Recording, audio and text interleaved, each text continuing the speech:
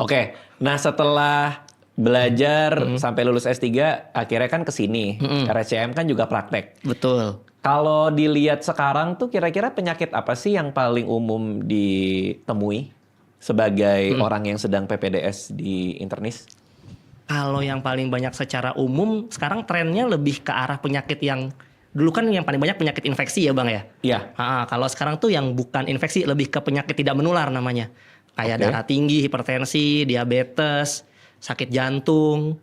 Terus habis itu kayak tadi yang masalah lemak, kolesterol tinggi, itu banyak tuh. Itu sehari-hari kalau lagi praktek pasti ketemu tuh. Hipertensi, diabetes tuh pasti ketemu. Ada aja sih Bang, pasti hampir pasti ketemu. Bahkan misalnya nih, saya lagi di poli gastro misalnya yang emang fokusnya buat pencernaan. Orang datangnya misalnya mau ngecek nih pasiennya GERD misalnya nih. Iya. Dia GERD terus dirujuk karena GERD-nya nggak sembuh-sembuh dengan obat macam-macam, akhirnya mau diendoskopi. Dirujuk ke RSCM. Endoskopi lah. Endoskopi nih dimasukin selang dari mulut buat ngelihat ada apa sih di kerongkongannya kan. Iya.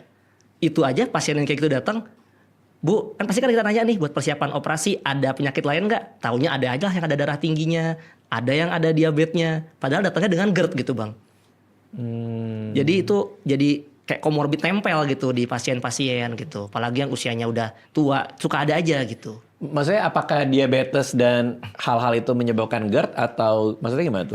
Gak gini Bang, maksudnya meskipun keluhan awalnya penyakit yang kita targetin gitu misalnya itu GERD, tapi ketika kita telusurin ternyata dia punya diabetes. Itu nggak terkait tapi memang menempel gitu. Di pasiennya emang ada. Artinya ini ngomongin prevalensinya. Prevalensinya banyak gitu. Sekarang benar itu trennya masih menuju ke yang muda-muda juga kena. Iya bener Bang, kalau tren yang ke muda-muda bener. Penelitiannya juga ada itu penyakit yang tidak menular kayak diabetes, darah tinggi, bahkan kanker tuh trennya makin lama ke usia muda. Saya tuh ada yang menarik Bang, jadi pernah waktu itu di Darmais, tahu kan Bang? Tahu, Rumah sakit pusat kanker kan. Waktu itu kalau di sana kita sistemnya kayak yang tadi Bang Radit bilang, kita nempel di dokter penanggung jawab. Oke. Karena di sana kan rumah sakit kanker. Iya. Jadi benar-benar terapinya harus dari yang udah spesialis penyakit dalam, subspesialis hematologi, onkologi medik, udah ahlinya lagi gitu. Oke, itu darah berarti itu. Darah dan kanker. Oke. Onkologinya kanker. Nah, kita tuh cuma ngelihat tuh. Waktu itu saya pernah ketemu pasien waktu datang nih, kan duduk nih. Dokternya bilang, "Coba tebak sakit apa dia?" gitu.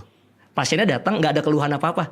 Datang langsung duduk, cowok, seger, masih muda. Disuruh nebak di depan orangnya? Enggak, bisik-bisik. Tebaknya apa nih? Bisik-bisik. Enggak Bang, Bisik-bisik. Kayak coba deh ini sakit Coba ini apa apa? menurut kamu gitu kan. Terus? Kan kalau yang datang cewek di Darmais paling sering Payudara. sebenarnya atau mungkin rahim, ovarium gitu kan. Oke.